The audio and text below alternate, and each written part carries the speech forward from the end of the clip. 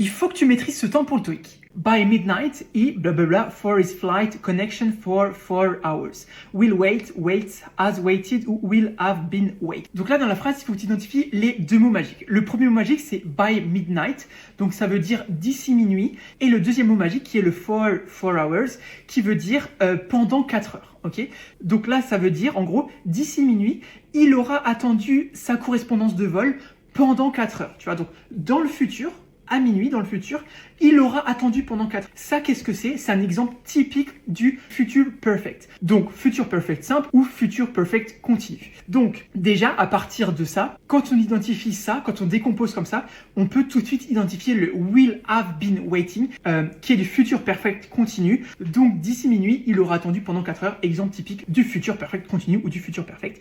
Ici, en l'occurrence, on n'a pas d'autre future perfect. On a will wait, qui est plutôt quelque chose de ponctuel dans le futur, pas vraiment dans ce tournure de phrase.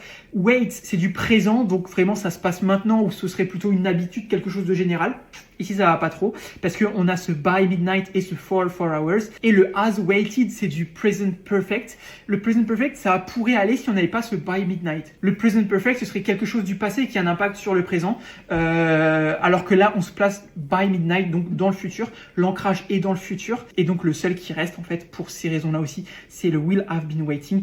Et c'était bien ça. De toute manière, quand il y a des questions avec le perfect, essaye toujours de chercher l'ancrage. Est-ce que l'ancrage, il est dans le passé, hier par exemple, est-ce qu'il est dans le présent ou est-ce qu'il est dans le futur? Tu vois, by midnight, c'est dans le futur.